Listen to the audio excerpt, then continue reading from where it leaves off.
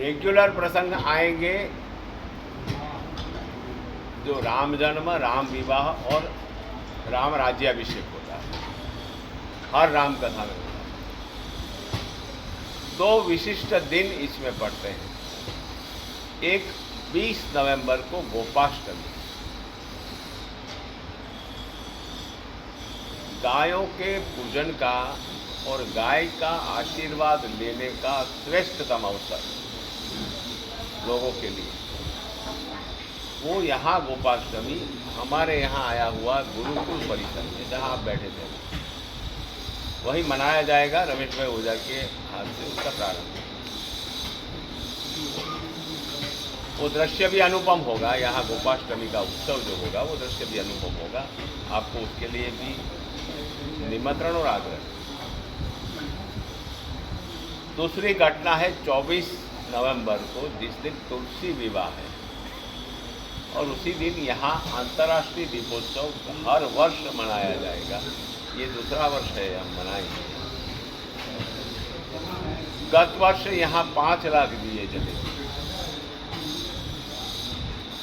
तो 5 दिए तुलसी के नाम, चलो चले गडोली धाम। सही में उस दिन के बाद समाज को अपने घर में शुभ प्रसंग, विवाह जैसे प्रसंगों की अनुमति मिलती है समाज की ओर से और परमात्मा की ओर से। ये पहला विवाह है जो विष्णु शालिग्राम स्वरूप में माँ तुलसी से विवाह करते हैं।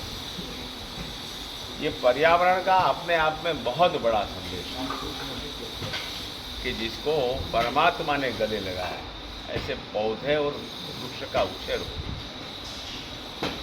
और यही दिन है जिस दिन की देव दीपावली के और आगे बढ़ते हैं। तब यहाँ गडोली धाम ने तय किया कि यहाँ ज़्यादा से ज़्यादा दिए जलाए जाए। लोग अपने से आए और अपने दिए लेकर आए। तो 5 दिए तुलसी के नाम, चलो चले गडोली धाम, जो लास्ट ईयर प्रस्तुत हुआ था, वही सूत्र के साथ इस वर्ष भी 24 नवंबर को यहाँ अंतर्राष्ट्रीय दीपोत्सव मनाया जाएगा। तो इस बार क्या कुछ लक्ष्य है, कितने लाख देखते हैं।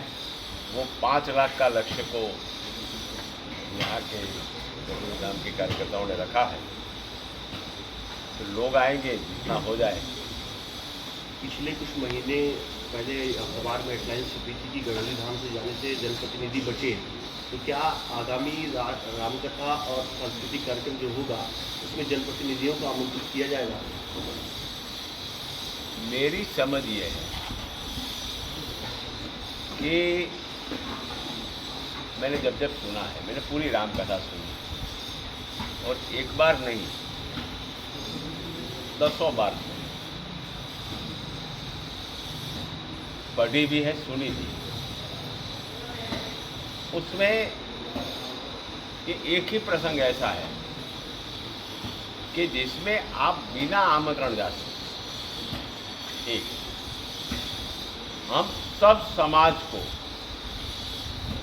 जनप्रतिनिधि, हमने खुद मुख्यमंत्री को कहा है, सारे जनप्रतिनिधि, और वो जिनके प्रतिनिधि है वो जन जन को यहाँ आने का आमंत्रण दिया गया है आज तक भी और देगा। आपने बताया कि गोबर खेती के लिए उपजाऊ है, तो क्या सरकार इसे खरीदारी भी करेगी? मैं सरकार तो हूँ नहीं। आपके सुझाव?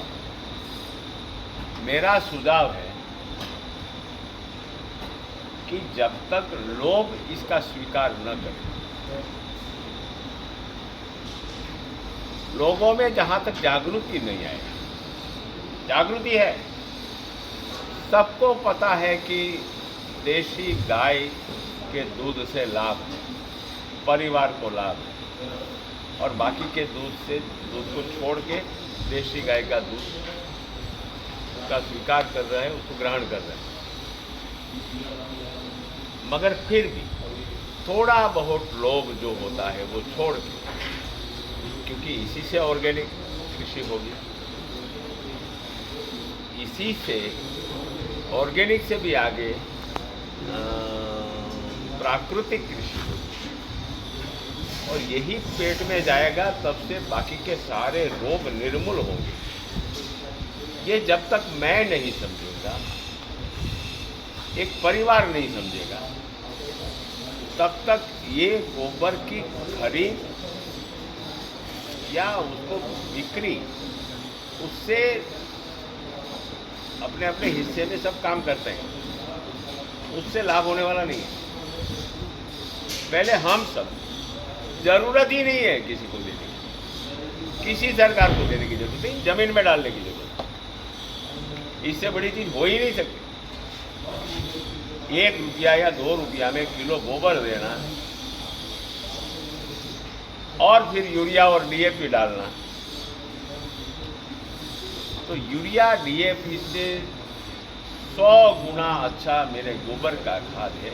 अपने खेत में डाले, बगल वाले खेत में डाले, 0 बजट कृषि, क्या मिल जाएगा? ये गोबर अमूल्य है। हम आपको कहते हैं, मैंने एक वाक्य कहा, फिर से कहूँ, गोमय वसते लक्ष्मी, लक्ष्मी का वास। और ये मैं नहीं कह रहा हूँ, ये उपनिषद का वाक्य, जिसमें लक्ष्मी का वास है। लक्ष्मी उसमें गोल्ड में कह सकते थे, सोना में कह सकते थे, लक्ष्मी रजत में, सिल्वर में कह सकते थे, लक्ष्मी कहा गोबर में। और हम सब मानते हैं, हमारे यहाँ यज्ञ वेदी लगती है तो गोबर, घर के अंदर जहाँ पूजा होनी है गोबर लगा दे। क्यों लगा दे भाई? हमारे घर में पूजा होती है तो चारों ओर हम गौमूत्र छिड़कते हैं। क्यों छिड़कते हैं? ये सिर्फ परंपरा नहीं है, पूरे वैज्ञानिक उसकी वजह है। घर में कीड़े नहीं आएंगे, घर साफ शुद्ध रहेगा, इसका ज़्यादा से ज़्यादा उपयोग करो। इसलिए हमारे शास्त्रों ने कहा कि इसका पूजन करो, ये माँ है।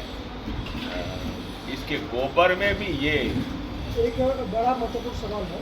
पिछले कई कार्यक्रमों को हमने देखा है नज़दीक से, और इसमें राजनीतिक लोगों का आना जाना ज़्यादा होता है। कई कार्यक्रमों को देखा कि पूर्वांचल सहित उत्तर प्रदेश के तमाम निर्वाचित जनप्रतिनिधि यहाँ पर आते हैं और चर्चा शुरू हो जाती है कि लोकसभा सामने आ रहा है, निकाय चुनाव सामने आ रहा है, विधानसभा चुनाव सामने आ रहा है। तो इससे क्या गढ़ौली धाम को कुछ नुकसान नहीं हो रहा है? इससे जो आम जन मानस में क्या संदेश पड़ रहा है? गढ़ौली धाम या काशी विश्वनाथ मंदिर या माँ विंध्यवासी या संगम नगरी का माघ मेला, आने वाला कुंभ, ये सब लोगों को लगता है कि वहाँ जाने से शांति मिलती है, मुक्ति मिलती है, हमें कुछ मिलता है। यहाँ 18 साल पहले एक संतों की टीम आई थी, जब हम नहीं थे, यही रुकी थी इसी स्थान पर। तब वो कह के गई थी कि ये सिद्ध स्थान है, यहाँ कुछ शिव मंदिर बनेगा। हमें पता नहीं था, ये शिव मंदिर की प्राण प्रतिष्ठा के दिन पता चला। और उसके बाद जितने लोग आए, यहाँ हरियाणा से भी आए हैं, राजस्थान से भी आए हैं, उत्तर प्रदेश से भी आए हैं, बिहार से भी आए हैं, गुजरात से भी आए हैं, बहुत लोग आए हैं। उन्होंने शिव के पास अपनी कोई न कोई इच्छा प्रकट की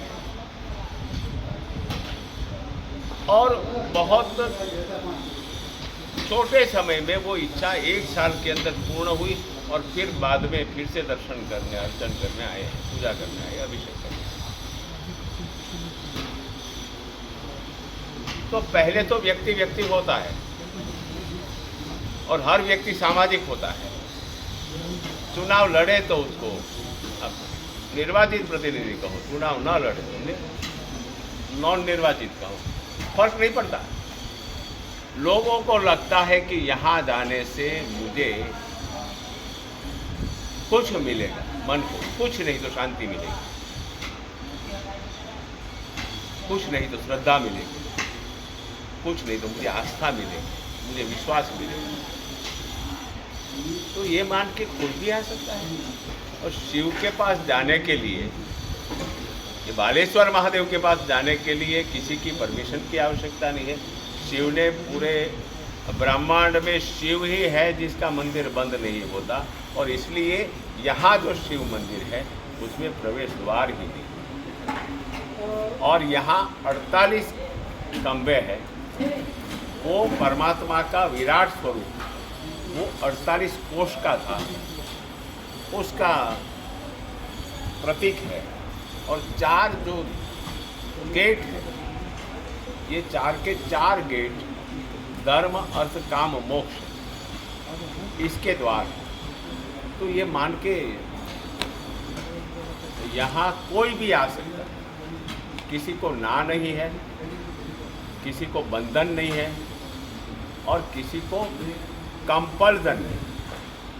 जो भी आए उससे उनको चुनाव में लाभ होता होगा, वो जाने जो आते हैं, हमें इससे कोई लेना देना है नहीं।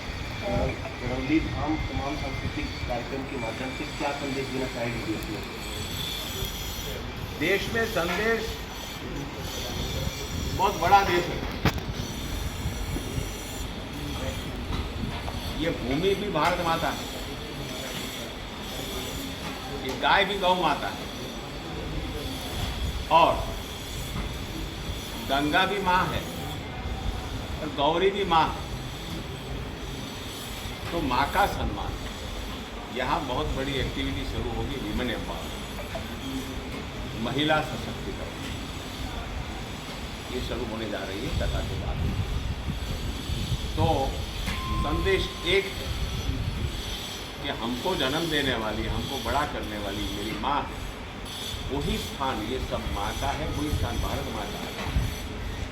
संदेश इतना है कि इस देश के प्रत्येक जीव का कल्याण हो।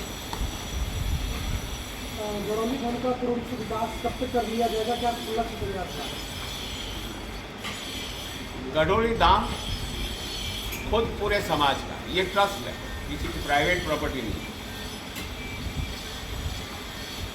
और इसका विकास एक लाइन तय की है कि ये लाइन में जाना है। इसका विकास करना